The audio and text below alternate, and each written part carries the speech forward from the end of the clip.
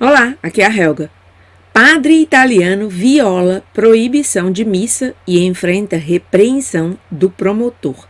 Isso na Itália. Eu já tinha dito em um vídeo meu anterior que tenho trazido ao meu canal notícias de perseguição aos católicos da Nigéria, aos católicos da China, aos católicos em várias partes do mundo.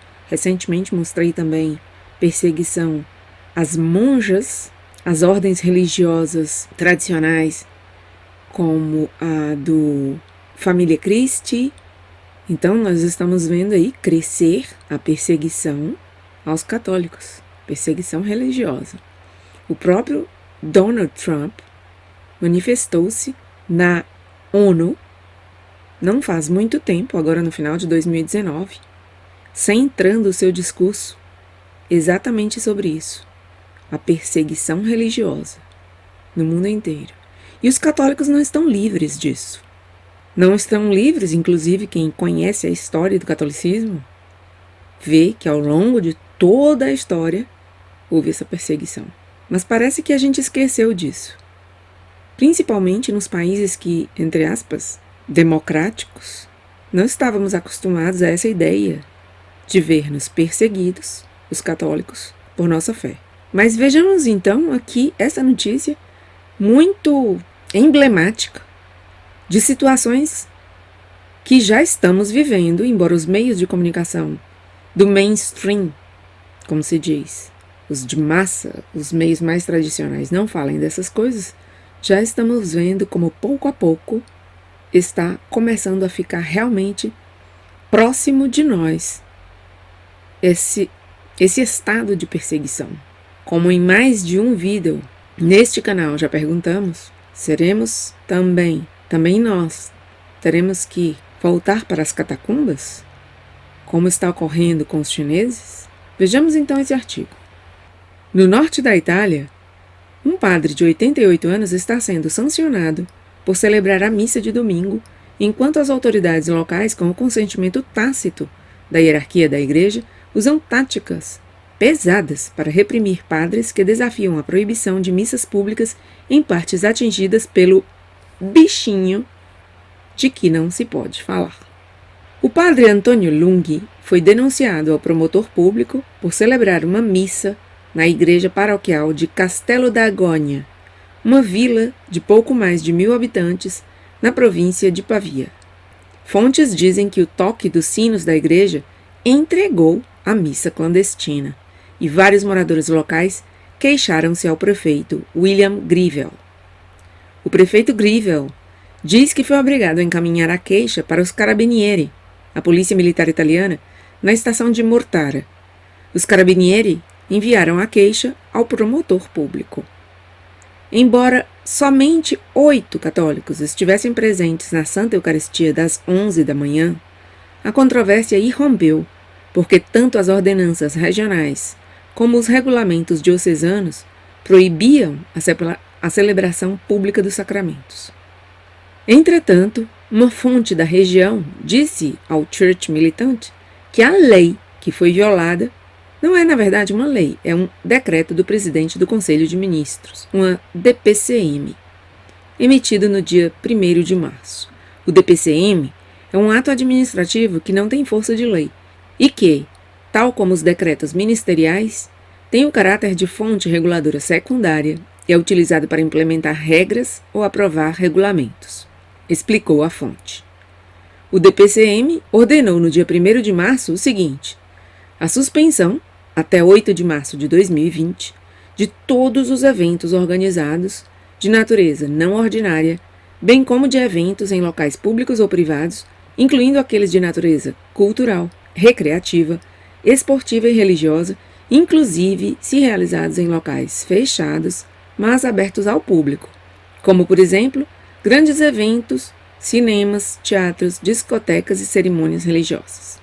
A Conferência Episcopal Italiana decidiu aplicá-la, proibindo totalmente a missa pública, lamentou a fonte. Alguém seguiu as ordens de Cristo, de não abandonar o rebanho aos lobos, disse a ativista católica doutora Silvana De Mari ao Church Militant, elogiando a coragem do padre Lung.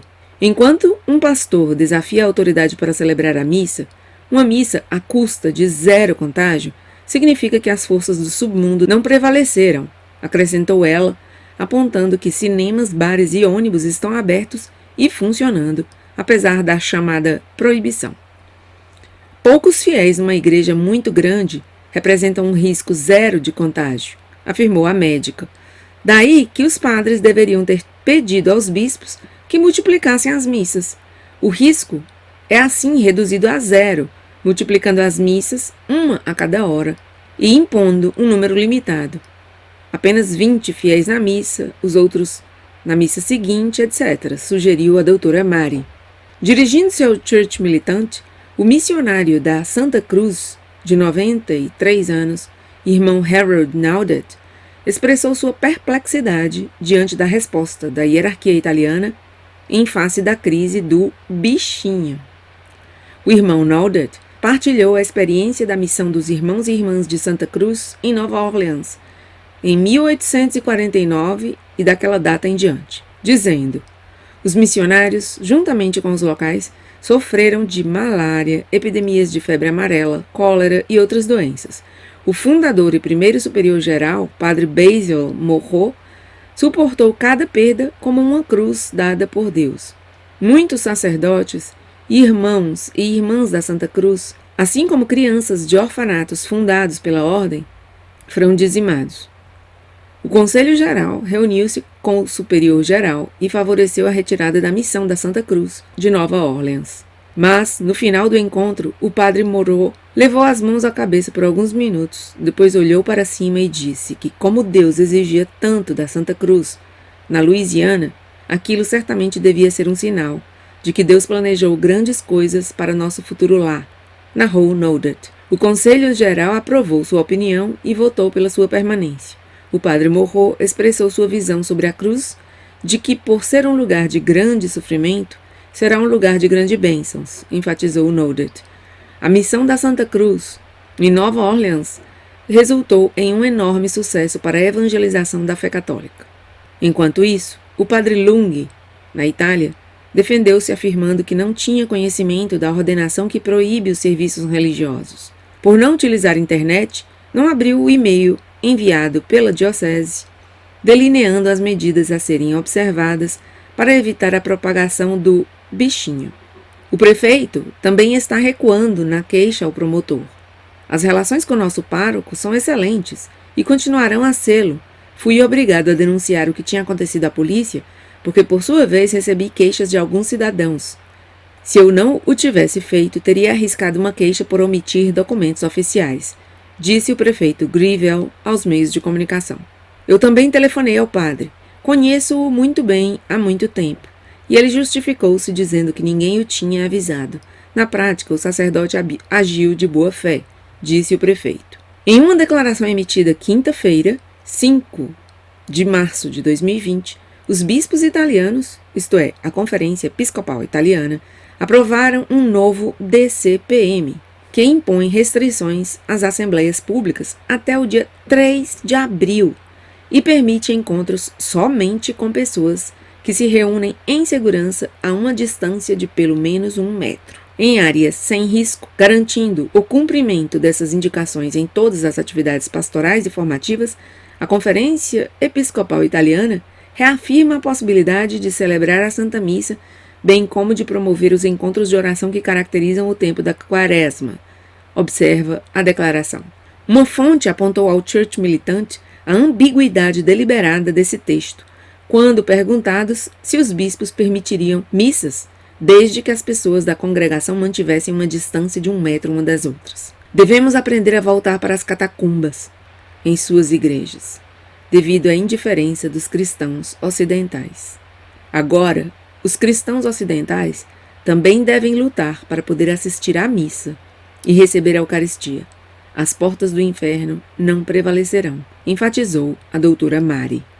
Outro artigo que eu trago aqui, que foi publicado no Aço e Prensa este 4 de março de 2020, é sobre uma marcha que vai ocorrer nos Estados Unidos para gerar consciência sobre os cristãos perseguidos. Um grupo de defesa religiosa realizará, no dia 9 de maio, nos Estados Unidos, a Marcha pelos Mártires, para alertar sobre a crescente crise de cristãos perseguidos em todo o mundo. A organização sem fins de lucros For the Martyrs, pelos Mártires, com sede nos Estados Unidos, convocou uma manifestação para gerar consciência e alerta sobre a crise dos cristãos perseguidos que ocorre atualmente em todo o mundo, e ademais para promover a liberdade religiosa, muitas vezes limitada pelos próprios regimes políticos. Mais de 260 milhões de cristãos em todo o mundo são perseguidos por sua fé, assinalou Dias Chacón, fundadora dessa organização e promotora da marcha. O número de cristãos perseguidos por sua fé em Jesus Cristo aumentou 20% em só 2 anos, disse ela. Cada mês, 345 cristãos morrem por sua fé. 219 são presos sem uma prova justa. 105 igrejas e edificações cristãs são atacadas ou destruídas. E a cada ano, uma média de 4.136 pessoas são mortas por sua fé. Sustenta essa organização, que tem uma página web. Entretanto, apesar de que é evidente a existência de uma crescente crise, a perseguição de cristãos é ignorada pelos meios de comunicação. E a miúde, as comunidades religiosas do Ocidente também ignoram tudo isto. Assim, criou-se a Marcha pelos Mártires, uma mobilização em solidariedade com aqueles que são perseguidos por sua fé, que se sustenta na mensagem bíblica, expressa em 1 Coríntios 12, 26. Se um dos membros sofre, todos sofrem com ele. Une teu coração com o dos membros do corpo de Cristo que são perseguidos em todo o mundo, diz Chacón, para convidar a esse evento que ocorrerá no dia 9 de maio nos Estados Unidos, em Long Beach, Califórnia. E esta é a página do March for the Martyrs. Tem uma página web.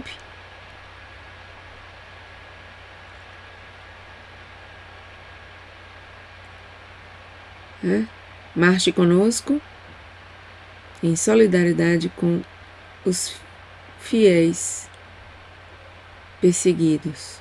Apoie a marcha pelos mártires. Aqui está a página. Tem também uma noite de oração pelos perseguidos.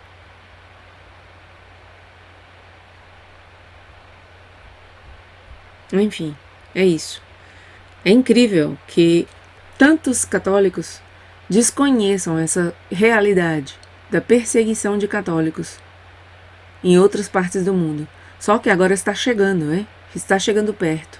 Como demonstra muito bem esse caso que eu já considero emblemático desse italiano. O que está acontecendo na Itália hoje é uma chamada de atenção para que nós vejamos o que está para ocorrer em todo o Ocidente, primeiro aqui na Europa e logo na América inteira, no continente. Já temos visto como no Chile, quantidade de igrejas queimadas no ano de 2019, e eu vi uma notícia, não lembro onde, dizendo que tudo isso ia piorar em 2020. E não tenho dúvidas de que vai só piorar. Então é hora de que os católicos mornos despertem e vejam a realidade que está acontecendo com outros católicos, não? Em lugar de defender Bergoglio, que é um dos responsáveis por ação e omissão dessa perseguição que está havendo aos católicos, e disso eu tenho provas bastantes nesse canal, por omissão, por exemplo, com os católicos na China, e por ação, os 2 exemplos que eu trouxe mais recentemente, acerca da perseguição às monjas nos monastérios, nos mosteiros, às ordens religiosas, como a do Família Christi. Então, que os católicos mornos, que dormem em berço esplêndido, achando que tudo está muito bem, obrigado, despertem, porque a coisa está chegando e vai chegar perto deles, até que chegue a eles mesmos. Isso faz me lembrar o famoso poema de Martin Niemöller, que eu já publiquei no meu canal há muito tempo e que vou voltar a trazê-lo aqui, acoplado ao final deste meu vídeo. Temos que acordar e ver o que está acontecendo com o outro, nem que seja para que nos cuidemos do que vai acontecer conosco. Preparação. Nada mais, até meu próximo vídeo. Martin Niemöller foi um pastor luterano alemão que nasceu na Renânia do Norte, Westfália, em 1892 e morreu em 1984, aos 92 anos. Durante o regime nazista, foi preso pela Gestapo e internado nos campos de concentração de Sachsenhausen e Dachau durante 7 anos, desde 1938 até 1945. Niemöller ficou mundialmente conhecido como autor de um sermão pronunciado em Kaiserslautern, Renânia-Palatinado, Alemanha, durante a Semana Santa de 1946, um ano depois do fim da Segunda Guerra Mundial e de sua liberação. O sermão, transmitido oralmente infinitas vezes e em várias formas, ficou conhecido como o poema intitulado Quando os nazistas vieram buscar os comunistas. Aborda as consequências de não oferecer resistência às tiranias, já nas primeiras tentativas de se estabelecerem. E por isso, me serve de justificação para a abertura e permanência deste canal, que tem por finalidade isto: oferecer resistência contra a tirania que representa hoje o que eu e tantas pessoas no mundo temos estado chamando de nova ordem mundial.